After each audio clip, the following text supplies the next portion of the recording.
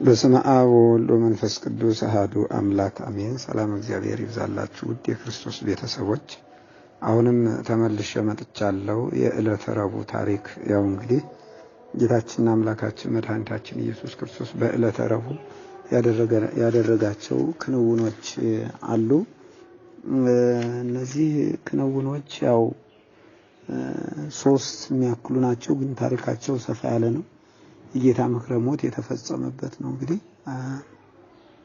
አንዱ ዕለተ ረቡዕ ነው ማለት ነው። ከዚህ ባሻገር አዳምና ሔዋንም ዕፀ በለስን የበሉበት በዚሁ በዕለተ ረቡዕ በግንቦት ወር ነው ተብሎ ይታመናል። ዋናዎቹ ግን ሶስቱ አይሁድ በሸንጎ ጌታን ለመግደል ተማክረዋል። ቅዱስ ማቴዎስ በምዕራፍ 26 ቁጥር 3 እስከ 5፣ ቅዱስ ማርቆስ ደግሞ በምዕራፍ 14 ቁጥር 1 እስከ 2 እንደገለጹት አይሁድ በሸንጎ ጌታን ለመግደል ተማክረዋል ማለት ነው። ተማክረዋል። ሁለተኛ ጌታ በቢታንያ በለምጻሙ በስምዖን ቤት በማዕድ ተቀምጦ ሳለ አዲስ ሴት ወይም ደግሞ አንዲት ኃጢአተኛ ሴት ዋጋው የከበረ ሽቱ እንደቀባችው እዚሁ በማቴዎስ ወንጌል ምዕራፍ 26 ቁጥር 6 እስከ 13፣ ማርቆስም ምዕራፍ 14 ቁጥር 3 እስከ 9 ተገልጿል ማለት ነው። ሶስተኛ የአስቆሮቱ ይሁዳ ወደ ካህናት አለቆች ሄዶ በ30 ብር ጌታውን አሳልፎ ሊሰጣቸው የተስማማበት ዕለት መሆኑንም ቅዱስ ማርቆስ በምዕራፍ 26 ቁጥር 14 እስከ 16፣ ቅዱስ ማርቆስ ምዕራፍ 14 ቁጥር 10 ላይ፣ ቅዱስ ሉቃስም በምዕራፍ 22 ቁጥር 3 እስከ 6 ላይ ገልጸውታል። እነዚህን በዝርዝር እንመለከታቸዋለን። ሰፋ ያሉ ናቸው። እንግዲህ መድኃኒታችን ኢየሱስ ክርስቶስ እንግዲህ ጌታችን በአይሁድ እጅ የሚያዝበት ጊዜ ሲደርስ ያው የካህናት አለቆች የሕዝቡም ሽማግሌዎች ቅድም በማክሰኞ ላይ እንደገለጽ ነው ቀያፋ የሚባለው በሊቀ ካህናቱ ግቢ ተሰብስበው ያው ምን እናደርግበት እያሉ ይመክሩ ነበረ ማለት ነው። ያው ጌታችን ኢየሱስ ክርስቶስንም የሚይዙበት ምክንያት ይሹ ነበረ ማለት ነው። ይሹ ነበረ። ምን ብለው ይጠይቁት ነበር? ለቄሳር ግብር አትስጡ ይላል ብለው ክስ አንስተውበት ነበረ። እዛ በኋላ በዚህ ለቄሳር ግብር አትስጡ ይላል ብለው ከፖለቲካ ጋር አጋጭተው በፖለቲካ መልክ ሊይዙት ልክ የዘመኑ ሰዎች አንዳንድ ጠንከር ያሉ ለሃይማኖታቸው የተቆረቆሩ አባቶችን እንደሚያደርጉት የተለያዩ ነገሮችን ለመቀባት ሞክረው ከፖለቲካ ጋር በማያያዝ በተንኮል ሊያስይዙት ሊገድሉት ተማከሩ። ምክራቸውም ያው ምክራቸውን ሊያጸኑ የፈለጉት በዚሁ በዕለተ ረቡዕ ነው ማለት ነው። በዕለተ ረቡዕ ነው። ነገር ግን ያው የፋሲካ በዓል ሐሙስ በመሆኑ ምክንያት በሕዝቡ ዘንድ ሁከት እንዳይነሳ ያው ከረቡዕ ቀጥሎ ሐሙስ አይደለ በጣም ይፈሩ ነበረ ማለት ነው። ይፈሩ ነበረ። እንዲህ በዓል አይደለ እንዲህ አሁን በበዓሉ እንዴት ነው የምናደርገው እያሉ ይፈሩ ነበረ። ብዙ ጊዜ እንግዲህ ጸሐፍትን ፈሪሳውያን ጌታችንና አምላካችን መድኃኒታችን ኢየሱስ ክርስቶስን እንዴት እንደሚያጠፉት ወይም እንዴት እንደሚገሉት ይማከሩበት ነበር። ያው እርሱም ይህንን ሐሳባቸውን ያውቅባቸዋል። ከነርሱ ዘንድ ስለሚያውቅ ይህን ሐሳባቸውን ስለሚያውቅ በጊዜው ነው እንጂ ያለ ጊዜው እንደማይጠፋ ስለሚያውቅ ከነሱ ዘንድ ግን ሰውኛውም ፈቀቅ ይል ነበር። ቅዱስ ማቴዎስ በምዕራፍ 12 ቁጥር 14 እስከ 15 እንደመዘገበው አይሁድ የኢየሱስ ክርስቶስን ለመግደል ይፈልጉት የነበረው ደግሞ የሚገርመው ነገር ሰንበትን ስለሻረ ብቻ አይደለም። ሰንበትን ስለሻረ ብቻ አልነበረም። በተለይም እግዚአብሔር አባቴ ነው፣ እግዚአብሔርን አባቴ ነው ወኤር ይርሶ እግዚአብሔር ራሱን ከእግዚአብሔር ጋር ያስተካክላል፣ እግዚአብሔር አባቴ ነው ይላል እያሉ ነበረ። ያው እንግዲህ እግዚአብሔር አባቴ ነው የላከኝ ፈነወኒ አቡዬ አባቴ ነው የላከኝ እያለ ይላቸው ስለነበረ እንዴት ራሱን ከእግዚአብሔር ጋር ያስተካክላል እያሉ በዚህ ነበር ሊገሉት አብዝተው ይፈልጉት የነበረው ማለት ነው። በዚህ በዮሐንስ ወንጌል ምዕራፍ 5 ቁጥር 18 ላይ ከሰማይ ወርጃለሁ ብሎ የተናገረውን ቃል እነሱ እንዴት ይሄ ሊሆን ይችላል እንደው አለመታደል እኮ ነው እያሉ ያንን በማሰብ አባቱን እናቱን የምናውቃቸው ናቸው። አባቱ ዮሴፍ ነው። ዮሴፍ ልጅ የእንጨት ጠራቢው ዮሴፍ ልጅ ነው ሎቱ ስብሐት። እናቱስ ይቺ የምናውቃት ማርያም አይደለችምን እያሉ በዚህ የተነሳ ነበር ሊይዙት የሚፈልጉ የነበረው ማለት። ነገር ግን ጊዜው ስላልደረሰ ማንም እጁን ሊጭንበት አልቻለም። ዮሐንስ 7:5 ላይ እንዳስረዳን ማንም ሊይዘው ወይም እጁን ሊጭንበት አልቻለም ስንል ሊይዙት አልተቻላቸውም። ለምን ሲባል ጊዜው ያቺ ጽዋ የምታልፍበት እሱም ይያዝበት ጊዜው ስላልደረሰ። ልክ መጽሐፍም የሰው ልጅ እንደተጻፈለት ይሄዳል ለሚያስይዘው ግን ለዚያ ሰው ወዮለት ተብሎ እንደተነገረው ያለ ጊዜው አያልፍም ሕይወቱ። ከሕፃንነቱ ጀምሮ ስደትን ሲባርክልን ነው እንጂ እሱ ከዕለተ ዓርብ ውጪ መቼም ሞት እንደማያገኘው ያውቅ ነበር ማለት ነው። ታዲያ ኢየሱስ ክርስቶስ ማይምረ ኅቡዓት ማለት የድንጋይ ልብ የሚያቅ ልብ ያመላለሰውን ኩላሊት ያጤሰውን ሁሉ የሚያውቅ ስለሆነ ልትገድሉኝ ስለምን ትፈልጋላችሁ እያለ ይጠይቃቸው ነበር። ዕዳ በደላቸውን በራሳቸው አንደበት ምስክርነት ለመስማት በደላቸው እንዲጸናባቸው በራሳቸው ሐሳብ በራሳቸው ነፃነት በደላቸውን አጽንተው መቀጠላቸውን ለማረጋገጥ ማለት ነው። ከዚህ ሌላ የአብርሃም ዘር መሆናቸውን እዚህ በዮሐንስ 7:19 ላይ የአብርሃም ዘር መሆናችሁንስ አውቃለሁ ይላቸዋል። ከአብርሃም ዘር እንደመገኘታችሁ አውቃለሁ፣ ነገር ግን ቃሌ በእናንተ አይደለም በእናንተ አይኖርምና ልትገድሉኝ ትፈልጉኛላችሁ። እኔ በአባቴ ዘንድ ያየሁትን እናገራለሁ፣ እናንተ ደግሞ በአባታችሁ ዘንድ ያያችሁትን ታደርጋላችሁ። የአብርሃም ልጆችስ ብትሆኑ ኑሮ የአብርሃምን ሥራ ባደረጋችሁ ነበር። ነገር ግን አሁን ከእግዚአብሔር የሰማሁትን እውነት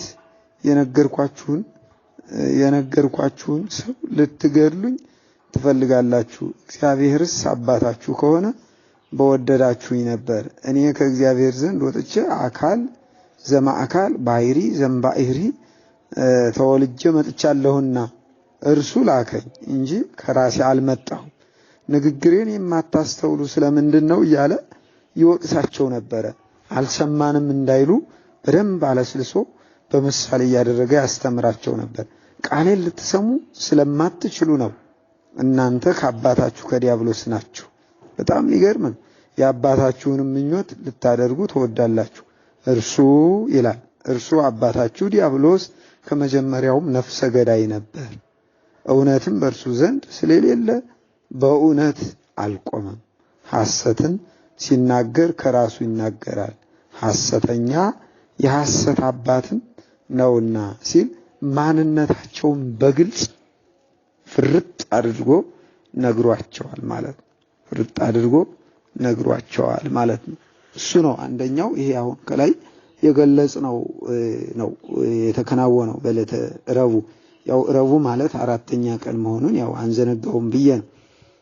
ሌላው ሁለተኛው እና ሰፋ ያለ ታሪክ የሚያስነብበን ጌታችን መድኃኒታችን ኢየሱስ ክርስቶስ በቢታንያ በለምጻሙ በስምዖን ጴጥሮስ በማዕድ ተቀምጦ ሳለ አንዲት ሴት ዋጋው የከበረ ሽቱ ቀባችው ይለናል ቅዱስ ማቴዎስ በምዕራፍ 26 ቁጥር 6-13፣ ቅዱስ ማርቆስ በምዕራፍ 14 ቁጥር 3-9 ድረስ ገለጹት ብለን ያልነው ማለት ነው። አሁን ይህን ሰፋ ባለ መልኩ ስናየው ስምዖን ዘለምጽና ማርያም እንተ እፍረት ባሉበት ነው እንግዲህ ወይም በስምዖን ቤት ነው እሷም የመጣችው ማለት ነው። ምን ይላል? ወጸቢሆ ኢየሱስ ቢታንያ ቦአ ቤተ ስምዖን ዘለምጽ። ጌታችን ኢየሱስ ክርስቶስም ቢታንያ በደረሰ ጊዜ ከስምዖን ዘለምጽ ቤት ገባ ነው የሚለው። ቢታንያ ማለት የበለስ ቤት ማለት ነው። ቅድም በሆሳዕናው ላይ እንደገለጽ ነው በቢታንያ ነው እንግዲህ ሆሳዕናን ያከበረው ብለናል። የበለስ ቤት ማለት ነው የምትገኘው እንግዲህ እቺ ቢታንያ የምትባል ሰፈር የምትገኘው ከኢየሩሳሌም በስተ ምስራቅ በኩል እንደሆነ መተርጉማን ሊቃውንት አባቶቻችን ከኢየሩሳሌም በስተምስራቅ 5 ኪሎ ሜትር ራቅ ብላ ከደብረ ዘይት ደግሞ ወዲያ ከደብረ ዘይት አለፍ ብላ እንደሆነ ይገልጻሉ። የቢታንያ መንደር ለዮርዳኖስ ምስራቋ ነው። ለዮርዳኖስ አካባቢ ምስራቋ ነው። ያው ዮሐንስ በዚህ በትርጓሜው በምዕራፍ 1 ቁጥር 2 እስከ 8 ላይ እንዳስቀመጠው ለገላትያ ደግሞ ሰሜኗ ክፍል ናት እቺ ቢታንያ የምትባል። ይህች መንደር የነ ማርያም የነ ማርታና የነ አልዓዛር መኖሪያ አካባቢ ነበረች እቺ ቢታንያ የምትባል መንደር። ቅዱስ ዮሐንስ በምዕራፍ 11 ላይ በሰፊው ስለነ አልዓዛርና ስለነ ማርያም ስለነ ማርታ ታሪክ ሲናገር እንዳየነው ማለት ነው። በዚህ በዮሐንስ ወንጌል ምዕራፍ 11 ቁጥር 1 አንስታችሁ ተመለከቱ። ቅዱስ ሉቃስም ወንጌላዊው እንደጻፈው ኢየሱስ ክርስቶስ ወደ ሰማይ ያረገው ይላል። ቅዱስ ሉቃስ ደግሞ እቺን ቢታንያን ሲጠቅስ ኢየሱስ ክርስቶስ እንዘ ይባርኮሙ ተርሐቆሙ እየባረካቸው ረቀቀባቸው ራቃቸው ረቀቀባቸው ብሎ በሉቃስ ወንጌል ምዕራፍ 24 ቁጥር 50 እስከ 51 ድረስ ተናግሮታል። እንግዲህ መድኃኒታችን ኢየሱስ ክርስቶስ ስምዖን ዘለምጽ ለምጽ ማለት የኃጢአት ምልክት ነው በእስራኤል ዘንድ መምህረ ትሕትና መሆኑን በነ ስምዖን ዘለምጽ ቤት ገባ። መምህረ ትሕትና ኢየሱስ ክርስቶስ ቢታንያ በደረሰ ጊዜ የገባው ከቢታንያ ስምዖን ዘለምጽ ቤት ነው። ምክንያቱም ወደዚህ ዓለም የመጣው በኃጢአት የቆሸሹትን በበደል የረከሱትን ለመጥራት ወይም ደግሞ ለማጥራት ለማንጻት ነውና በትምህርቱ ህመምተኞች እንጂ ባለጤናዎች ባለመድኃኒት አያስፈልጋቸውም አይሻቸውም ብሎ ራሱ እንደተናገረው በዚያ በስምዖን ዘለምጽ ቤት ነው የተገኘው ማለት ነው። ነገር ግን ሄዳችሁ ምሕረትን እወዳለሁ መስዋዕትን አይደለም ያለው ምን እንደሆነ ተማሩ። ኃጢአተኞችን ወደ ንስሐ ልጠራ እንጂ ጻድቃንን ልጠራ አልመጣሁምና ያለውም ለዚህ ነው። በማቴዎስ ወንጌል ምዕራፍ 9 ቁጥር 12 እስከ 13 ማለት ነው። በኦሪቱ ለምጽ የርኩሰት ምልክት ነው። ቅድም እንዳልነው የኃጢአት ምልክት ነው። የመገለል ምልክት የመገፋት ምልክት ነበር። ከዚህ የተነሳ ለምጻሞች ከህዝብ ተለይተው ይኖሩ ነበር ማለት ነው። በዚህ በኦሪት ዘኍልቍ ምዕራፍ 12 ቁጥር 15 ላይ በዚህ ደዌ የተመቱ ሰዎች ሌሎች ሰዎች ጋር እንዳይቀላቀሉና ከሌሎች ሰዎች እንዳይቀርቡ እኛ ርኩስ ነን ብለው ማሰብ እንዲጀምሩ ወይም ማሰብ እንዲችሉ 3 የሚያክሉ ነገሮችን ይሰሩ ነበር።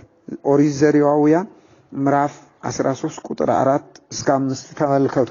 ከዚህ ሌላ በለምጻሞች ላይ የሚሰሩባቸው ስርዓት ያው 3 ነገሮች አሉ። እነዚህም ራሳቸው እንዲከናነቡ ይደረጋል ማለት ራሳቸው እንዲከናነቡ አይፈቀድላቸውም። ለምን የተባለ እንደሆነ እንዲህ የሚያደርጉት ርኩሳንን ብለው ራሳቸውን ገልጸው እንዲወቅሱ ለማድረግ ነው። ራሳቸውን ገልጸው እኛ ርኩስ ነን ከሰው ጋራ መቀላቀልም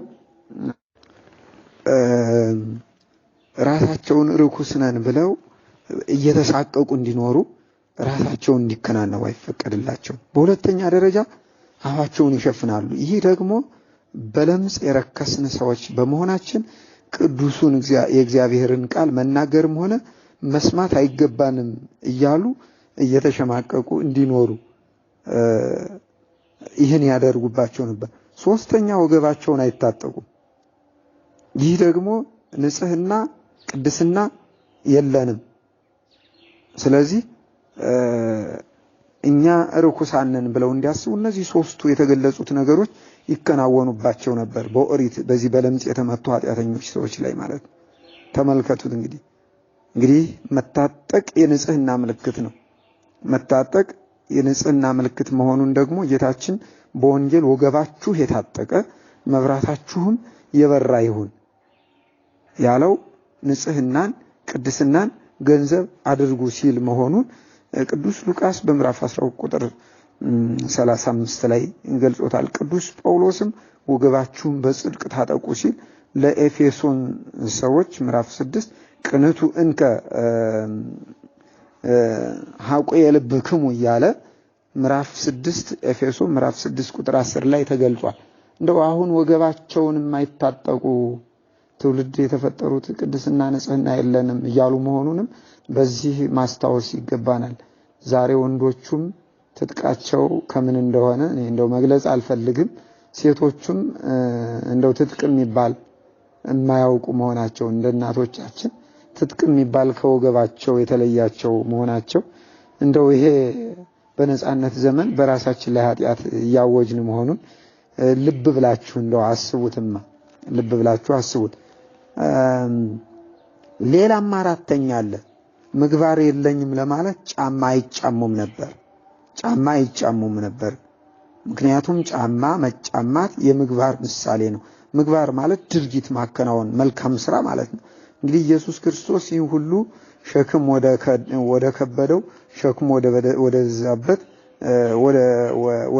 ወደ ተተቸው ኃጢአተኛ ነኝ ብሎ ከላይ በገለጽናቸው ምክንያቶች ራሱን ደብቆ ወደሚኖረው ወደ ስምዖን ቤት ነው ያመራው ማለት ነው። የመጣበትም ዓላማ ትልቁ ዋናውና ትልቁ ነገር ይሄው ስለሆነ ማለት ነው። በትምህርቱ እናንተ ደካሞች ሸክማችሁ የከበደ ሁሉ ወደ እኔ ኑ እኔም አሳርፋችኋለሁ እያለ በማቴዎስ ወንጌል ምዕራፍ 11 ቁጥር 28 ላይ አስተምሯል። ጌታችን ወደ ቤተ ስምዖን በገባ ጊዜ ያው ቅድም የገለጽናት አንዲት ሴት ዋጋው እጅግ የበዛ 300 ወቄት ወርቅ የሚያወጣ ሽቱ በአልባስጥሮስ ብልቃጥ ይዛ ወደ እርሱ ቀረበች ነው የሚለን ታሪኩ።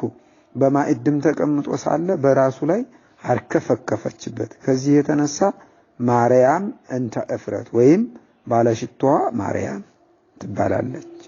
ለመሆኑ ማርያም እንተ እፍረት ወይም ባለሽቷዋ ማርያም ማናት? ማናት ያልን እንደሆነ የማርታና የአልዓዛር እህት ናት ነው የሚለን ታሪኩ። ማርታ ጌታችን በተቀበለችው በእንግድነት መልኩ በተቀበለችው ጊዜ ሁሉን ትታ ከእግሩ ስር ተቀምጣ ቃሉን የተማረች ማርያም እንተ እፍረት ወይም ባለሽቷዋ ማርያም ትባላለች። ማርታ የሚበላውን የሚጠጣውን ለማዘጋጀት ተፍ ትል ነበረ። ቲማቲም ትቆርጥ ነበረ፣ ሽሮ ታፍለቀልቅ ታፈላ ነበረ፣ እንጀራ ትጋግር ነበረ፣ የሚቀመጥበትን ቤት ትወለውል ነበረ። እንዴ ሽሮ ሁሉ ነበር እንዴ ድሮ አባታችን እንዳትሉኝ፣ እንደው በዘመናዊ ይገለጽ ብዬ ነው። ቡና ታቀራርብ ነበረ እንደማለት ነው። ማን? ማርታ። ማርያም ግን ከእግሩ በታች ከእግሩ ስር ሆና ቃሉን ትሰማ ነበረ። ቃሉን ትሰማ ነበረ። ቃሉን ትማር ነበረ። ከዚህ የተነሳ እንግዲህ እንደው ማርያምሰ ሐሬት መክፈልተ ሰናየ ዘያሃይርዋ ብሎ ጌታችን በቅዱስ ሉቃስ ወንጌል ምዕራፍ 10 ቁጥር 38 ላይ ገልጾላታል። ማርያምስ የማይቀሟትን በጎ ዕድል መረጠች ብሎ ያመሰገናትም ከዚህ የተነሳ ነው። ምክንያቱም እንግዲህ እንደምናውቀው ሰው ሁሉ ከእግዚአብሔር አፍ በሚወጣ ቃል ሁሉ እንጂ በእንጀራ ብቻ አይኖርም። ያው በእንጀራ ብቻ መኖር የሚጀምር ቢሆን ሰው ወይም ሰው ሁሉ በእንጀራ ብቻ የሚኖር ቢሆን ያው እኛ ዝቅተኛ ኗሪዎች ድሆች ነን ብለን ራሳችንን እንትን የምንለው ሁሉ እኛን ሁሉ ገፍተው አውጥተው ሀብታም ነን የሚሉት በዓለም ላይ ይኖሩ ነበር። ግን ከኛ ቀድመው ሰው በእንጀራ ብቻ አይደለም በእግዚአብሔር ቃል ሁሉ ነው የሚኖረውና ከኛ ቀድመው ዛሬ እነርሱ መጠራት ጀምረዋል።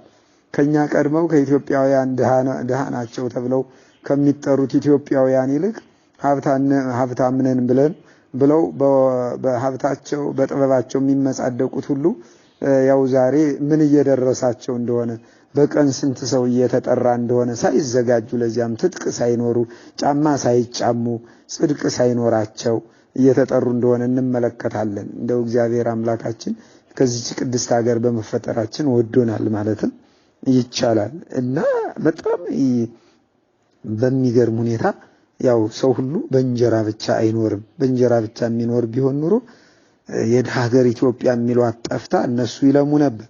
ነገር ግን ሀገራችን ኢትዮጵያ ለዘላለም አሁንም ትኖራለች። ኢትዮጵያ ብቻ አይደለም ኢትዮጵያውያንም አብረን እንኖራለን። በቃሉ ጸንተው እንዲኖሩ እነሱም ይጥፉ አንልም። እንደው የእግዚአብሔርን ቸርነት እንዲያዩ ዓይናቸውን ይግለጥላቸው ብለን እንጸልይላቸዋለን በመጽሐፍ እንደተነገረና እንደዛ ነው። ያው ለመዳን በእርሱ እንድታደርግ አሁን እንደተወለዱ ሕፃናት ይላል እንደተወለዱ ሕፃናት ተንኮል የሌለበትን የቃሉን ወተት ተመኝታለችና እያለ ቅዱስ ጴጥሮስ በአንደኛ ጴጥሮስ ምዕራፍ 2 ቁጥር 3 ላይ እንደ ሕዝቅኤል ቃሉን ተመግባ ጣፍጧታል እቺ ማርያም።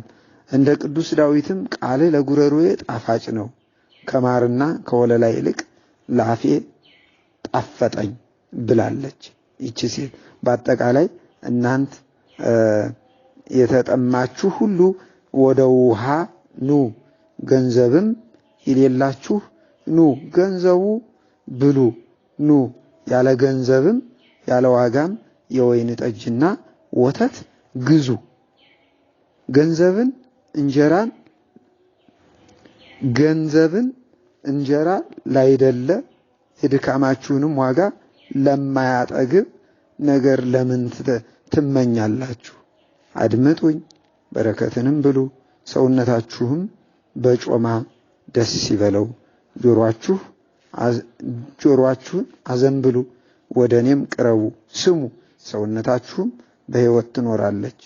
የታመነችይቱን የዳዊትን ምሕረት የዘላለም ቃል ኪዳን ከእናንተ ጋር አደርጋለሁ የሚል በትንቢተ ኢሳይያስ ምዕራፍ 55 ቁጥር 1 እስከ 4 ድረስ ተመዝግቦ ነበርና ያን ትንቢት ገንዘብ አድርጋ እሷ ጆሮዋን አዘንብላ ልቧን ከፍታ ቃሉን ሰምታለችና እንዲህ ብለን ገለጽናት። ወይም እንዲህ ብለው ሊቃውንት አባቶቻችን ገለጿት። ማርያምን ተፍረት መዓዛው ያማረ ሽቱ በመዓዛ ቅዱሳን ክርስቶስ ላይ በማፍሰስ በጎ ሥራ ልትሰራ የቻለችው አስቀድማ በጎ ዕድልን በመምረጧ ነው።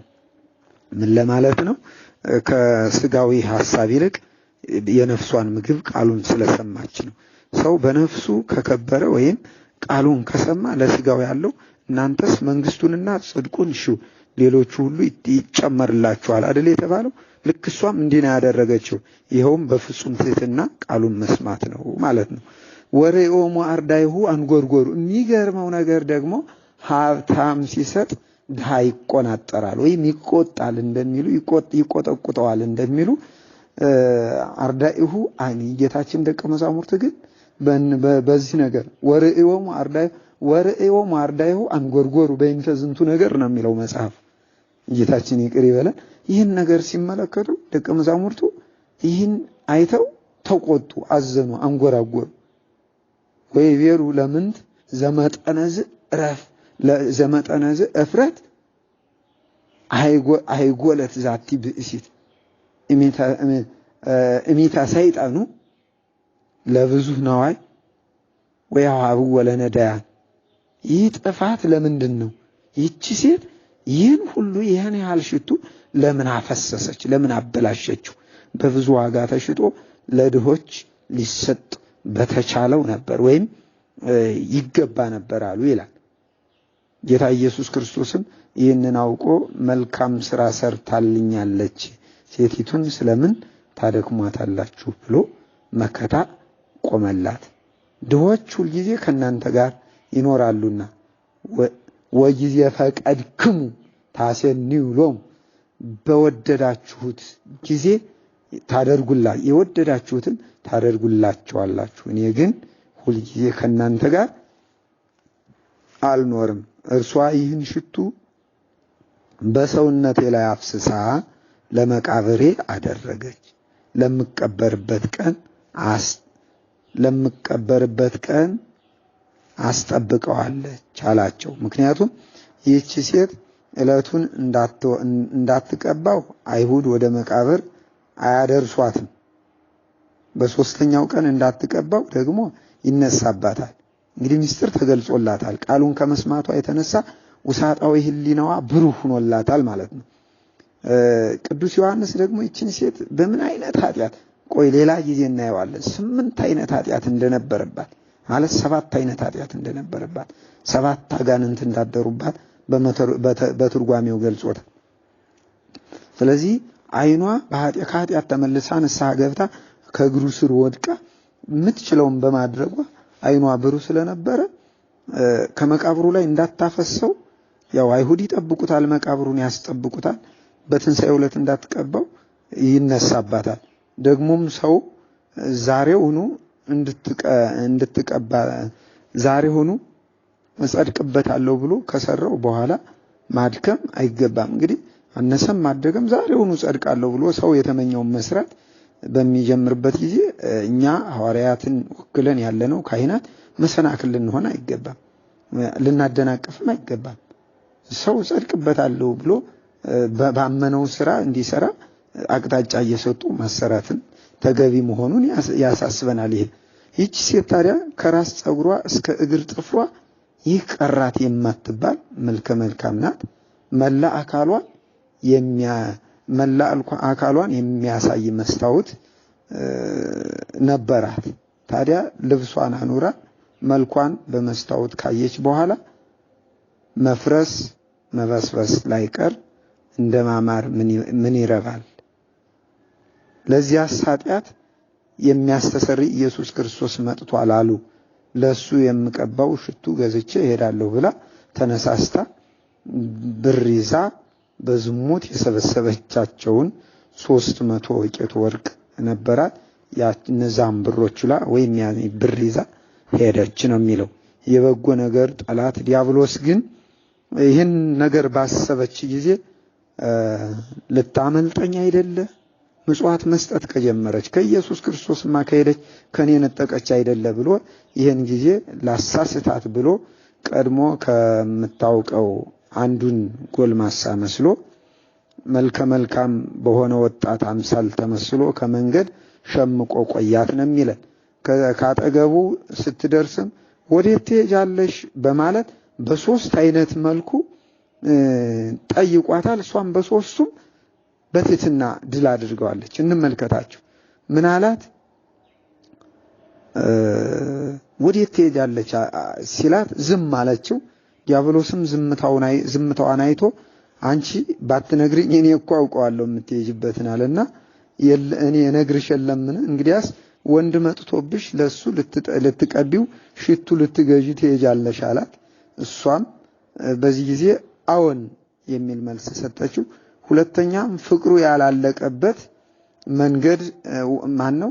ፍቅሩ የማያልቅበት ወይም ያላለቀበት ወንድ መጥቶብሽ ለዚያ የምትቀቢውን ሽቱ ልትገዢ ትሄጃለሽ አላት። አሁንም አዎን በሚል መልስ ሰጠች፣ አሸነፈችው። በጥቂት ገንዘብ ብዙ ዕቃ የሚሸጥ ነጋዴ መጥቶብሽ ለሱ የምትቀቢው ሽቱ ልትገዢ ትሄጃለሽ አላት። እርሷም አሁንም አዎን አለችው። በዚህ ጊዜ ዲያብሎስ ሁሉንም አዎን ትያለሽ፣ ማናቸው ነው የመጣው ንገሪኝ እስኪ አላት። ይቺ ማርያምም እንግዳ ወንድ መጥቶብሽ ነው ስላልከኝ ከዚህ ዓለም ልዩ የሚሆን እንግዳ ጌታ ኢየሱስ ክርስቶስ መጥቶብኛል። ፍቅሩ ያላለቀበት ወንድ መጥቶብሽ ያልከኝ የሰው ፍቅር አገብሮት ከሰማየ ሰማያት ወርዶ ከድንግል ማርያም ተወልዶ እኛን ሊያድን የመጣ አምላክ መጥቷል።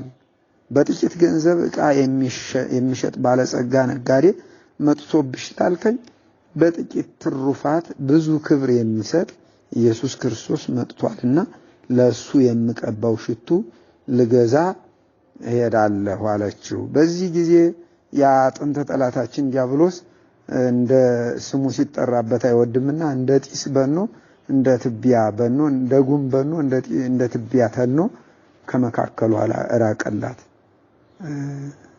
ጠፍቶላታል ማለት ነው። ከዚህ በኋላ ነው እንግዲህ ሃድሮክ የሚባል ባለጸጋ ነጋዴ ነበርና ወደ እርሱ ሄዳ ለነገስታት የሚገባ ሽቱ አምጣ ብላ 300 ወቄት ብር ሰጠችው። እርሱ ግን ይህንን ያህል የሚያወጣ ወይም የሚመዝን የለኝም፣ በዚህ ዋጋ የሚሸጥ ሽቱ የለኝም አላት። ይሁን እንጂ እሱ የማያውቀው እናቱ ግን የምታውቀው ዳዊት ሶሎሞን ተቀብለውት የተረፈ ነበርና ከእንግዲህ ያ ቦታ ያለውን ሽቶ ሽጥልኝ ብላው ሸጠላት፣ አምጥታ ቀብተዋለች። ከዚህ ሌላ ጌታችን መድኃኒታችን ኢየሱስ ክርስቶስ ከእናቱ እቅፍ ሆኖ ወደ ምድረ ግብጽ በተሰደደ ጊዜ ከለበሰው ልብስ ላይ ፈሶ የነበረው ወዙ ቢያጥቡት ከውሃው በላይ ሰፈፈ። ይህንንም በቃ አኑረውት ነበርና ከሽቶው ላይ ጨምረውበታል ነው የሚለው ታሪኩ። ይህች ሴት የቀደመውን ኑሯን ለአንዴና ለመጨረሻ ጊዜ አራግፋ ጥላ ተሰናብታ ኃጢአቷን ሁሉ ትታ ወደ ኢየሱስ ክርስቶስ የቀረበችው ባዶ እጇን አይደለም፣ ዋጋው እጅግ ውድ የሆነ ማዛው ያማረ ሽቱ ይዛ ነው እንጂ ማለት ነው። አካሏን ሽጣ የሰበሰበችውን ወርቅም አላሳዘናትም። በዝሙት ይዟት የነበረው ጊዜያዊ ስሜትና የሥጋ ፍላጎትም ወደ ኋላ አልጎተታትም። በውሳኔዋ ፈንታ ወደ አፈርነት መመለሷን ውበቷን አፈር እንደሚሆን አውቃ ትመካበት የነበረውን በአፋ ያለው ውበት ደምግባት ንቃ እስከ መጨረሻው ማለት እስከ ክርስቶስ ሞት ድረስ ተጓዘች ማለት ነው። ወልደ እጓለ እመሕያው ክርስቶስ ደስ የተሰኘበትን ሽቱ በራሱ ላይ አርከፈከፈችበት። ይቺ ሴት ያው ኢየሱስ ክርስቶስ ዙሪያ የተሰበሰቡት ከአንዱ ከይሁዳ ፈተና ገጥሟት ነበረ። ቅድም እንዳልነው አንጎርጎር ሐዋርያት እንዳልነው ገጥሟት ነበር። ይሁዳ ያደረገችውን ሁሉ ከንቱ እንደሆነ አድርጎ በመቁጠር ተስፋ ሊያስቆርጣት ሞክሮ ነበር። ያው እንግዲህ መልካም ስራ ስንሰራ ተስፋ ወደ ማስቆረጥ የሚወስዱም ብዙ ሰዎች አሉ አይደለ? ልክ እንደዛ ተስፋ ያስቆርጣት ነበር። ይሁን እንጂ ከዝሙት መንደር አስቀድሞ የጠራት አምላክ መልካም ስራ ሰርታልኛለችና ሴቲቱን አታድክሟት ሲል ቆራጥ የሆነ መልስ ሰጥቶላታል። እንግዲህ የኛ አመጣጥ እንዲህ መሆን አለበት ማለት ነው። ሁላችንም ወደ ኢየሱስ ክርስቶስ ለንስሐ ስንጠራ ያው በዚህ አሁን የጥቅማ ጥቅም ስጋዊ ነገሮች ሊገዙን አይገባም ማለት ነው። እንደርሷ የቀደመውን ክፉ ግብራችን ማራገፍ አለብን። አብዛኛውን ጊዜ ግን የምንወጣው ከነኩተታችን ስለሆነ እንኳን የኛ ልንለወጥ ቀርቶ ያው ለሌላው መሰናክል የምንሆነው ከልባችን ባለመመለሳችን ነው ማለት ነው። ስለዚህ በእኛ የተነሳ የሰላም ወደብ የሆነችው ቤተክርስቲያን የሁከትና የጦርነት ስፍራ መስላ ትታያለች። በፍቅረ ነዋይና በፍቅረ እግዚአብሔር በፍቅረ ቢጽና ሰውን በገንዘባችን ለቤተክርስቲያን አገልግሎት የሚውል ክርስቶስን ደስ የምናሰኝበት ነዋይ ቅዱስ ይዘን መምጣት ሲገባን ሙዳየ ምጽዋቱን ያው እንግዲህ ቢቀር ጥሩ ነበር። መዝብረን ቅርሱን ሽጠን መክበር የምንፈልግ ሰዎች ጥቂት አይደለንም በዚህ ዘመን። ዝሙትንም ጥለን መምጣት ሲገባን ይበልጥ የምናስፋፋው ሰዎች የዚያኑ ያክል ሆነን እንታያለን። ስለሆነም ሴቲቱን አብነት አድርገን እስከ መጨረሻው መጓዝ አለብን ነው ትምህርቱ። ከዚህ ጋር መልካም መዓዛ ያለው እምነት ምግባር ይዘን እንድንቀርብ ያኔ ነው እንግዲህ ወልደ እጓለ እመሕያው ክርስቶስ በእኛ ደስ የሚለው። ይህም ሲሆን መልካም በሰራችቱ ሴት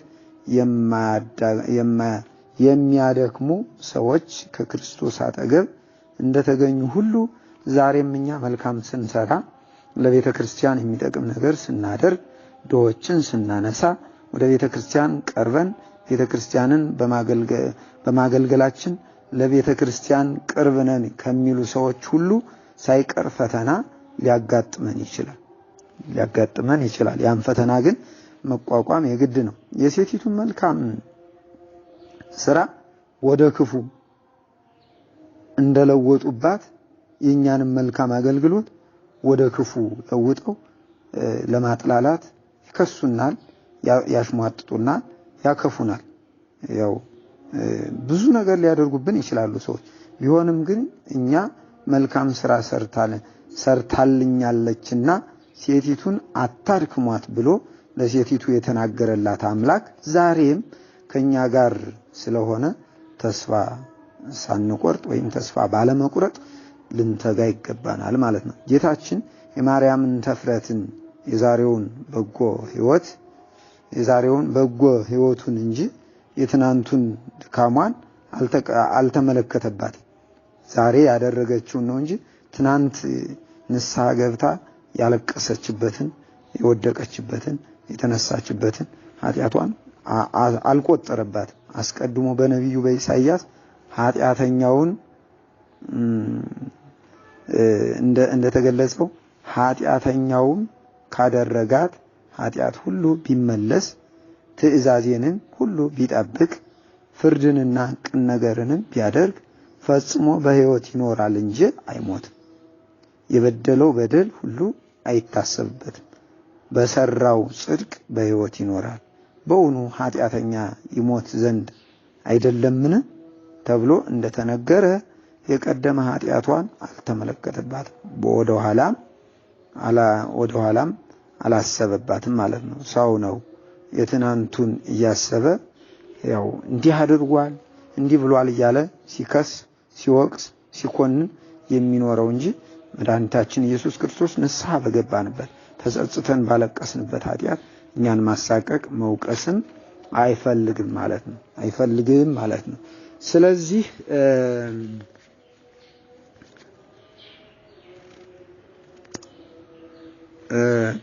ስለዚህ ያው እንግዲህ መቼም አትሰለቹኝም ብዬ አስባለሁ። ሰፋ ያለ ታሪክ ስላለው ታሪኩን ያው ስንቅ ይሆነናል ብዬ ስላሰብኩ ነው። እንግዲህ በስውር በየጓዳው በየጎድጓዳው በግልጥም በዝሙት ረክሰን የምንኖር ሰዎች ሁሉ ከማርያምን ተእፍረት ልንማር ይገባናል። እኛም ሁላችን ንስሐ ዘማዊውን ድንግል እንደምታደርግ ካመን አምላካችን ለደናግል የሚያወርሳትን መንግስተ ሰማያት ያወርሰናል። ለማመን ያወርሰናል። ለማንም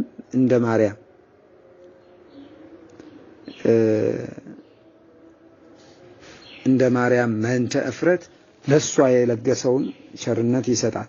ለማመንም እንደ እርሷ እንደ ማርያም እንተ እፍረት ማለታችን ነው። በጎ እድልን መርጦ ቃሉን ለመስማት መቅረብ ነው። እንግዲህ ይህን ነገር ለማመን ምክንያቱም እምነት ከመስማት ነው፣ መስማትም ከእግዚአብሔር ቃል ነውና ሲል ሐዋርያው ቅዱስ ጳውሎስ ለሮሜ ሰዎች በጻፈው መልእክቱ ምዕራፍ 10 ቁጥር 17 ገልጾታል። ከዚህ በኋላ ነው እንግዲህ በጎ ስራ መስራት የሚቻለው ማመን ነው። እምነት ደግሞ ከመስማት፣ መስማት ደግሞ ከእግዚአብሔር ቃል ነው። ለዚህ ነው በሌላ በኩል ደግሞ እገሌ እኮ እንደዚህ ነበር፣ እገሊትም እንዲህ ነበረች እያል ጊዜያችንና በስራ ሳይሆን ጊዜያችንና እድሜያችን የወጣትነት ጊዜያችን በስራ ሳይሆን በወሬና በሐሜት የምናጠፋ ሰዎች ያው ከጌታችን ከመድኃኒታችን ከኢየሱስ ክርስቶስ መማር አለብን ማለት ነው። የምንማረውም የሰውን የዛሬውን በጎ ምግባር እንጂ የትናንትናውን ድካም መመልከት እንደማይገባ አሳይቶናል። እርሱ የማርያምን ኃጢአቷን ቢቆጥርባት ከሱ ፊት የሚያቆም አልነበረም።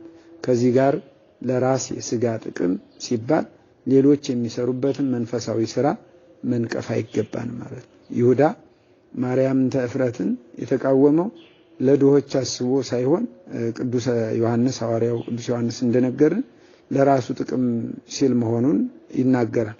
ይህንንም ወንጌላዊው ነገር ግን ከደቀ መዛሙርቱ አንዱ አሳልፎ ሊሰጠው ያለው የስምዖኑ ልጅ የአስቆሮቱ ይሁዳ ይህ ሽቱ በ300 ዲናር ተሽጦ ለድሆች ያልተሰጠ ስለምንድን ነው አለ። ይህንንም የተናገረው ይሁዳ ሌባ ስለነበረ ነው እንጂ ለድሆች ተገዶላቸው አይደለም። ከረጢትም ይዞ ከውስጡ ከሚገባው ይወስድ ነበረ፣ ሙዳየ ምጽዋት ይገለብጥ ነበረ ሲል በምዕራፍ 12 ቁጥር 46 ላይ ገልጾታል። ዛሬም በቤተ ክርስቲያን ጊዜያቸውን ጉልበታቸውንና ገንዘባቸውን መስዋዕት አድርገው የሚያገለግሉ ሰዎች እንዳሉ ሁሉ ለስጋ ጥቅማቸው ብቻ ሲሉ ደግሞ ቤተክርስቲያንን ጥግ አድርገው ነገር ግን ምእመናንን የሚወጉ የሚነቅፉ የሚያሳስቱ ብዙ ሰዎች እንዳሉ ያው ይታመናል። እነሱን ግን መከተል የለብንም። የግል ጥቅማቸው የሚነካባቸው ወይም የተነካባቸው የመሰላቸው እየመሰላቸው እንጂ ለቤተ ክርስቲያን በማሰብ አይደለም። እነዚህ ሰዎች እንዲህ የሚሆኑት እነዚህን ትናንትም ዛሬም ለዘላለም ሕያው የሆነ አምላካችን ኢየሱስ ክርስቶስ መልካም ስራ ሰርተውልኛልና እነዚህን ሰዎች አታድክሟቸው የሚል ድምፅ የሚያሰማ ጆሮ ያለውን ልብ እንዲሰጣቸው መጸለይ ያለብን ለነሱም። ጌታችንና አምላካችን መድኃኒታችን ኢየሱስ ክርስቶስ እንግዲህ ሴቲቱን ስለሰራችው መልካም ስራዋ ከመሰከረላት በኋላ አማን ብለክሙ እያለ አማን ብለክሙ በሀበ ሰበክዋ ለዛቲ ወንጌል ይንግሩ ውስተ ኩሉ ዓለም ዘገብረት ዛቲ ብእሲት ተዝካረ ላቲ ወይዝክርዋ። እውነት እላችኋለሁ ይህ ወንጌል በዓለም ሁሉ በማናቸውም ስፍራ በሚሰበክበት ትምህርት በሚሰጥበት ጊዜ እርሷ ያደረገችው ደግሞ ለእርሷ መታሰቢያ እንዲሆን ይነገራል ብሎ ተናግሮላታል። ስለዚህ በዚህ ምክንያት ያው ከዚህም የምንማረው ሁሉን ትተው ክርስቶስን ያገለግሉ ሁሉ ወንጌል በሚሰበክበት ስፍራ ሁሉ ስማቸው እንደሚጠራና ገድላቸው እንደሚነገር ሁሉ ያስረዳናል። በመሆኑም ወንጌል በሚሰበክበት አውደ ምሕረት ሁሉ ስለ ክርስቶስ ሽቱ ወይም ደግሞ ደማቸውን ያፈሰሱ ቅዱሳን ስማቸው ይጠራል፣ ገድላቸው ይነገራል፣ መታሰቢያቸው ይደረጋል። ትናንትም ሲደረግ ነበር፣ ዛሬም ይደረጋል፣ ነገም እስከ ምጽአተ ክርስቶስ ድረስ ይደረግላቸዋል። መንፈሳዊ ስራ ታይቶ የሚጠፋ ሳይሆን ተሰርቶ የሚዘነጋ ሳይሆን በምድርም በሰማይም ሲያበራ የሚኖር መሆኑን ቅዱስ ማቴዎስ በተራራው ስብከቱ በምዕራፍ 5 ቁጥር 13 ላይ ገልጾታል ማለት ነው። ገልጾታል። ያው እንግዲህ መንፈሳውያን ስምና ገድል መታሰቢያቸው ለዘላለም እንደሆኑ ማለት ነው። ለዚህም የሚታሰቡበት ወንጌል የሚሰበክበት በእግዚአብሔር ቤት ውስጥ ነው ማለት ነው። ይህንን ያደረገው ራሱ እግዚአብሔር ነው ማለት ነው። ስለዚህ መታሰቢያው በረከተ ስጋ በረከተ ነፍስ የሚያሰጥ ነው። እንግዲህ ጌታችን እንደተናገረ ማርያም ተእፍረት የሰራችው የማይረሳ የማይነገርላት ከሆነ የወላዲታ አምላክ የድንግል ማርያም ነገረ ማርያም እንዴት ይረሳል? እንዴትስ አይነገርም? የቅዱሳን ነገር እንዴት ይረሳል ሲል አባ ሕርያቆስ ያው ቅዳሴ ማርያም ላይ ማርያም ሰሐሬት ብሎ የማርያም መግደላዊትን ታሪክና የድንግል ማርያምን ጸጋና ረድኤት ሀብት ስጦታ ያነጻጽራል። ስለዚህ በዕለተ ረቡዕ ሰፋ ያለ ታሪክ ካላቸው ሁኔታዎች አንዱ ይሄ ነው። በሶስተኛ ደረጃ የአስቆሮቱ ይሁዳ ወደ ካህናት አለቆች ሂዶ በ30 ብር ጌታችን አሳልፎ ሊሰጣቸው ተስማማ። ቅዱስ ማርቆስ በምዕራፍ 26 ቁጥር 14 ይቅርታ ቅዱስ ማቴዎስ ነው። ቅዱስ ማቴዎስ በምዕራፍ 26 ቁጥር 14 ላይ፣ ቅዱስ ማርቆስ ደግሞ በምዕራፍ 14 ቁጥር 10 ላይ፣ ቅዱስ ሉቃስም በምዕራፍ 22 ቁጥር 3 እስከ 6 ላይ ይህን ነገር ገልጸውታል ማለት ነው። ምናልባት እንዴት ላድርጋችሁ ለጆሮ መስማት እንዳይሰቀጥጥ በሁለተኛው ይህን የይሁዳን የሶስተኛውን ታሪክ ምቹ ጊዜ በሚል መጣበታለሁ፣ ሪኮርድም እንዳይበዛ። መልካም። ሶስተኛው የአስቆሮቱ ይሁዳ ወደ ካህናት አለቆች ሄዶ በ30 ብር ጌታን አሳልፎ ሊሰጣቸው ተስማማ። ከላይ በገለጽ ነው ምዕራፍና ቁጥር ላይ ማለት ነው። ምቹ ጊዜን ይሻ ነበር። በዚያን ጊዜ የአስቆሮቱ ይሁዳ የሚባለው ከ12ቱ ሐዋርያት አንዱ ነው። እንግዲህ ጌታችን መድኃኒታችን ኢየሱስ ክርስቶስ 3 ዓመት ከ3 ወር ሲያስተምር የዩኒቨርሲቲ ምርቅ ነበረ። ምርቃቱ ሊሆን ሲል እሱ ሊያርግ ሲል የተወሰኑ ወራቶች ብቻ ሲቀሩት ነው እንግዲህ የተፋቀው ከመዝገቡ የተፋቀው እንዳለመታደል ሆኖ ወደ ካህናት አለቆች ሂዶ ያስፋቀው ደግሞ የክፉ ሐሳቡ ነው። ጥንትም ከወደቀ ሕይወት ነው አንስቶ መርጦት የነበረው። ነገር ግን የተሰጠውን ስልጣን አልተጠቀመበትም፣ የተሰጠውን ሀብት አልተጠቀመበትም። ምንድነው የሚለው? ወደ ካህናት አለቆች ሂዶ ምን ልትሰጡኝ ትወዳላችሁ? እኔም አሳልፌ እሰጣችኋለሁ አላቸው። እነርሱም 30 ብር መዘኑለት። ከዚያ ሰዓት ጀምሮ አሳልፎ ሊሰጠው ምቹ ጊዜ ይሻ ነበር። ይሁዳ በዚህ ዕለት ወደ ሊቃነ ካህናት ሂዶ ክርስቶስን ሊሸጥ ተስማማ። ጌታችን ከደቀ መዝሙሩ ከዮሐንስ ጋር በመልክ ይመሳሰል ስለነበረ አይሁድ ግራ ይጋባሉ፣ እሱን ለመያዝ ግራ ይጋቡ ነበርና ምናልባት ክርስቶስን ያዝነው ብለው ዮሐንስን እንዳይዙ ያው ይሰጉ ስለነበረ ይሁዳ ሲሄድላቸው በደስታ ተቀበሉት። ምስጢሩን ሁሉ ስለሚያውቅ አሳልፎ ሊሰጣቸው ተስማማ። ያው እንግዲህ ለዚህ ነው ቤተክርስቲያናችን የውጭ ጠላቶች ከሚጎዷት ይልቅ ውስጡን እየበሉ አሳልፈው የሚሰጧት እነዚህ ታሪኳን ሁለንተናዋን መግቢያዋን መውጫዋን የሚያውቁ ሁሉ አሳልፈው እየሰጧት ነው። ከነዚህም ተጠንቀቁ የምንላቸው ልጆቻችን። ስለዚህ ለዚህ ነው አሁን የቅርብ ጠላት መቼም ክፉ ነው መውጫ መልክን ቁመትን የምንተኛበትን ሰዓት የምንጎርሰው የምንወደው ምግብ ሳይቀር እያጠና በዛ ሊያጠቃ ይችላልና ልክ እሱም አሳልፎ ሊሰጣቸው ተስማማ። ያው የትኛው እንደሆነ እጠቁማችኋለሁ አመለክታችኋለሁ አላቸው። የእግዚአብሔርን ምስጢር ቀርቦ እንግዲህ የሚያውቅ ሁሉ ላይጠቀምበት ይችላል። ቅድም እንዳልነው እንደዚህ ለጥፋት የሚያውለው ከሆነ ያው ከንቱ ነው። ያው የሚያውለውም አለ። በእርግጥ ዛሬም ቤተክርስቲያንን አሳልፈው የሚሰጧት ቅድም እንዳልነው ለመናፍቃን ለአረማውያን እየሰጧት ያሉት ያው ትናንት በደጀ ሰላሟ ያው በምትሰጣቸው ስጋዊም መንፈሳዊም ጥበብ ሲበሉ ነበሩ። ጡቷን አጥብታ ያሳደገቻቸው አለኝ የምትለዋን ወይም ደግሞ አሉኝ ብላ ያዘቻቸው ያሳደገቻቸው ቤተክርስቲያንን ነው የጎዷት። ስለዚህ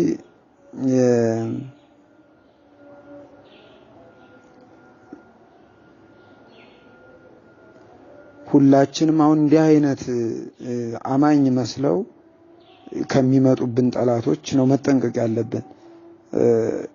ክርስቶስን ከሚያስክዱን ጠላቶች ነው መጠንቀቅ ያለብንና እነሷም እንግዲህ ምስጢሯን ጓዳዋን ያው የሚያውቋት ያው ያሳየቻቸው ቤተክርስቲያንን አሳልፈው ለመናፍቃን ለሌሎችም ተጋላጭ የሚያደርጓት ይሁዳም አሳልፎ እንደሚሰጣቸው ቃል ሲገባ 30 ብር መዝነውለታል። ይህ 30 ብር እንግዲህ ታሪክ አለው። ንግስተ ሳባ ወይም የኢትዮጵያ ንግስት የምንላት የሶሎሞንን ጥበብ ለመመልከት ወደ ኢየሩሳሌም ትሄዳለች። እዚያም ደርሳ ንጉሱን ልትጠይቅ ወደ ቤተ መንግስቱ ስትገባ ደጃፉ ላይ እንጨት ያደናቅፋትና በግራ እግሯ ላይ የቆየ የእንስሳ ቀንድ የሚመስል እባጭ ቆርጦ ይጥልላታል። ሶሎሞን እግሯን ላይ ቀንድ ያለባት ሴት መጥታለች የሚል ከጥበቃዎቹ ወይም ከጋሻ ጃግሪዎቹ ከክቡር ዘበኞቹ ተነግሮት ነበር። ንግስተ ሳባ ወደ ቤተ ስትገባ ግን ሲመለከታት ተገርሞ እግርሽ ላይ እንደ ቀንድ የሾለ እባጭ እንዳለ ነግረውኝ አልነበረምን? ያ ወዴት ሄዶ ነው ብሎ ይጠይቃታል። እሷም ምስጢሩን ነግራ ያው እንግዲህ እሷም ምስጢሩን እንግዲህ ምስጢሩን ነግሬህ ታምር የተሰራበትን እንጨት ታየዋለህ ወይም አሳይሃለሁ አለችው። እንዳለችው ምስጢሩን ከነገረችው በኋላ ያን እንጨቱ እንዴት እንደጣለላት አሳየችው። ያንን እንጨት እንግዲህ ወስደው እርሱ 1 ብር እርሷ ደግሞ 1 ብር አድርገው ይለብጡታል በብር። ከዚያ ጊዜ ጀምሮ እንግዲህ የተነሱ ነገስታት 1 ብር እየለጠፉበት ከጌታችን ዘመን ደርሷል። በእንጨቱ ያው እንግዲህ 28 ነገስታት ነግሰዋል። ከዚያ ወዲህ እሷ 1 ብር እሱ 1 ብር ነበረ። 28 ሲደመር 2 ያው 30 ብር ሆኗል ማለት ነው። ያ በእንጨቱ ያው እንግዲህ ከጌታችን ዘመን ደርሷል። እዚያ በኋላ በእንጨቱ ጌታችን ሲሰቀል ብሩን መዝነው ለይሁዳ ሰጥተውታል ማለት ነው። በዚያ በእንጨቱ ላይ ያው ጌታችን መድኃኒታችን ኢየሱስ ክርስቶስ እንዳንድ መሰላል ሆኖ እንደ ዋና የተጠቀሙበት መስቀል ያ እንጨት ነው። የሰሎሞን በር የነበረው ይህ በር ጌታ የተሸጠበት ስለሆነ ይህ ብር ማለታችን ነው። ጌታ የተሸጠበት ስለነበረ ምንም እንኳን ቢመዝኑና ቢሰጡትም የኋላ ኋላ ግን ሳይጠቀምበት በትኖት እሱም ያው ሙቷል። እንደምናውቀው እንግዲህ ሐዋርያት እሱ ከሞተ በኋላ በገንዘቡ የተገዛውን መሬት የደም መሬት ብለው ጠርተውታል። ጌታ በተሸጠበት ገንዘብ የተገዛ ነበርና የደም ምድር ብለው ጠርተውታል። ቅዱስ መጽሐፍም እንደተዘገበው ዛሬም ቢሆን እንደ ይሁዳ እግዚአብሔር ባሳዘነበት ገንዘብ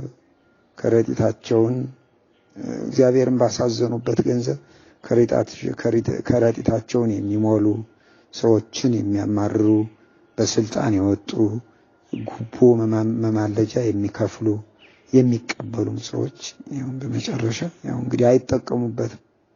ወያሐድጉ ለባዕድ ብዕሎሙ ነው የሚለው ቅዱስ ዳዊት። ገንዘባቸውን ለማያውቁት ለባዳ ይሰጡታል ብሎ እንደተናገረው በትነውት ጥለውት ያልፋሉ ማለት ነው። እያየንም ነው። አሁን እያየንም ነው። ምን ምስክር ይሻናል? ምን ታሪክ አደከመን? ዛሬ የምናየው ይሄን ነው አይደል? ክርስቶስ በደሙ ገዝቶናልና እኛ ግን አካላችን አርክሰን ኃጢአት ሰርተን የምናገኘው ገንዘብ የደም ገንዘብ መሆኑ እየታወቀ ቢቀርብንስ ለምን እሱን አሳዝነን በዝሙት በስርቆት ለምን እንወስዳለን? የሰው ገንዘብ የምንሰራው ቤት የምንገዛው መሬት በአጠቃላይ ንብረታችን መኪናው የደም ንብረት ከሆነ ምን ይጠቅመናል? ይሁዳስ መች ተጠቀመበት? ይሁዳ ብሩ ከተመዘነለት በኋላ ጌታችን ሊሸጠው ምቹ ጊዜ ይሻ ነበር ነው እንግዲህ። አንድም እግዚአብሔር በሚያውቀው ጊዜ ስላልደረሰ ያው ክርስቶስን የሚያስይዝበትን ጊዜ ይጠባበቅ ነበር። ያለ ጊዜው ሊያስይዘው ስለማይችል፣ በሌላ በኩል ደግሞ ነገሮችን አመቻችቶ ጥሩ ቦታ ፈላልጎ ለማስያዝ ሁኔታዎችን አድብቶ ለመያዝ ይከታተል ነበር ሲለን ነው እንግዲህ ባለ ታሪኩ እንዲህ ያለው። የሰው ልጆች እንደዚህ ለኃጢአት ጊዜና አጋጣሚ የሚጠብቁበት ጊዜ አለ። እንግዲህ እንደምናየው የኛን ውድቀት ቅስ አድርገው እያደቡ የሚጠብቁ አሉ። እግዚአብሔር ከነሱ ይሰውረን።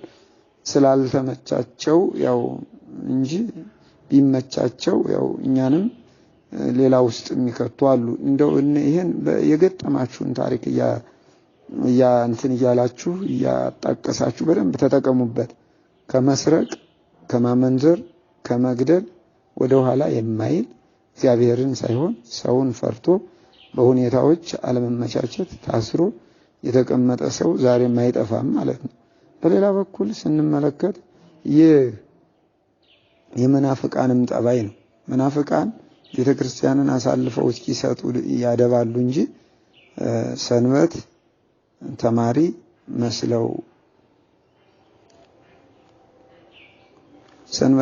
መስለው መነኩሳለን ብለው ገዳም ገብተው ራሳቸውን ዝቅ እያደረጉ ወደ አባቶች ቀርበው ያለምንም ችግር ተመሳስለው ይቆዩና ሲሆንላቸውና ሲሳካላቸው ግባቸው ሲመታላቸው ሲመቻችላቸው ይሸጡታል ማለት ነው። ያንን እምነት ይሸጡታል። እንመልከት እንግዲህ ብዙ ሰባኪያነ ወንጌል ነን የሚሉትን ዘማሪ ነን የሚሉትንም እንግዲህ ዕለቱ ዛሬም ቢሆን እንደው ክርስቶስን አሳልፎ መሸጥ ብቻ አይደለም፣ አንድን ክርስቲያን አሳልፎ በጋብቻ መልኩ አጥምዶ እዛ በኋላ በፍቅሬ ከያስኳት በኋላ በልጅ ከያስኳት በኋላ አታመልጠኝም ብሎ ማጥመድ እንዲህ አይነቶች ይሁዳዊ አስተሳሰቦች በጣም ብዙ አሉ። እነሱን ያው ዛሬ ያው እንግዲህ የምናያቸው ናቸው። ገሌ ወገሌ አንልም። እንግዲህ ገሌ እኮ ጥሩ ነው ከምንልቅ በትዕግስት መጨረሻቸውን ዝም ብለን ከምናሞካሻቸው ይልቅ በትዕግስት መጨረሻቸውን በመከታተሉ ይጠቅማል ማለት ነው። ያሁኑ አንገት መድፋታቸው ለነገ ሁኔታዎችን ለማመቻቸት ከሆነ በፍጻሜው እናገኘዋለንና ማለት ነው። ስለዚህ በዕለተ ረቡዕ ባጭሩ እነዚህ ታሪኮች ናቸው የተከናወኑት፣ እነዚህ ታሪኮች ናቸው ማለት ነው። ስለዚህ ለማስታወስ ያህል አይሁድ በሸንጎ ጌታን ለመግደል ተማክረዋል። ጌታችን በደብረ ቢታንያ በለምጻሙ በስምዖን ቤት በማዕድ ተቀምጦ ሳለ አንዲት ሴት ዋጋው የከበረ ሽቱ ቀባችው።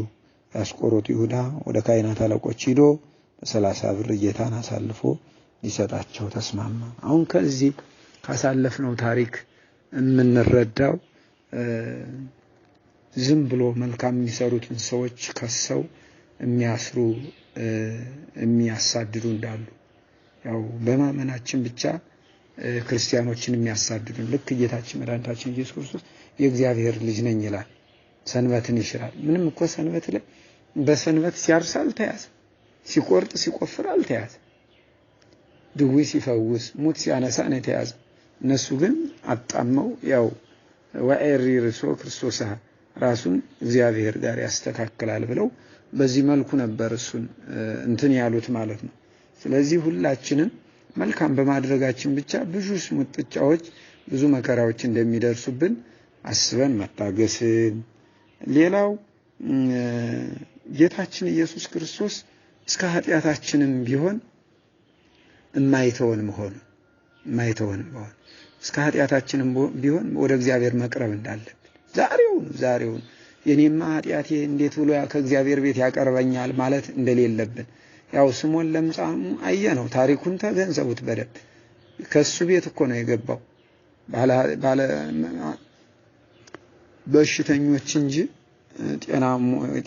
ጤና ያላቸው ወይም ጤነኞች መድኃኒት አያስፈልጋቸውም ብሎ ከሱ ቤት በኃጢአት ከሚታማው ቤት ሄዶ እንደገባ፣ እዛ ላይ ደግሞ አንዲቱ ኃጢአተኛ በዝሙት ረክሳ የሰባት አጋንንት ማደሪያ ሆና የነበረችው ስትመጣ ለሷ ዋስ ጠበቃ ከለላ ሆኖ እሷን እንዳዳናት እንረዳለን። ስለዚህ ሁላችንም በኃጢአት የወደቅን ቢመስለንም አሁን ዛሬ ላይ ነቅተን ልባችን ባልነው ከእንቅልፋችን ነቅተን ወደ ክርስቶስ መምጣት እንዳለብን ያስረዳናል። በሶስተኛ ደረጃ የመጨረሻው ያው ብዙ አንደበታቸው መልካም የሚመስል ጥሩ ሰዎች መስለው በትዳር መልኩ ሊሆን ይችላል፣ በባልንጀርነት መልኩ ሊሆን ይችላል፣ ሌላ አማኝ ሆነው ነገር ግን መልካም የሚሰሩ መስለው አፋቸው እባብ ማለት አፋቸው ልዝብ አንደበታቸው ልዝብ ሆዳቸውና ውስጣቸው እባብ ሆነው እንደ ይሁዳ የሚቀርቡን አሉ። ጥንት እንዳሳታት እንደዛ እንደባቡ እንደ ሰይጣኑ አፋቸውን አለስልሰው የሚቀርቡ አሉ። እነሱን ሳናደንቅም ሳንከተልም እስከ መጨረሻ ድረስ መጨረሻቸውን መከተልና ማየት ወይም ደግሞ ፍጻሜያቸውን መረዳት እንዳለብን ቀድመን መውደቅ እንደሌለብን የሚያስረዳ ታሪክን እናገኛለን ማለት ነው። በዚህ ለተረቡ ላይ በተከናወኑት ድርጊቶች ለሐሙስ እንመለስበታለን። እሱም ሰፋ ያለ ታሪክ ነው ያለው።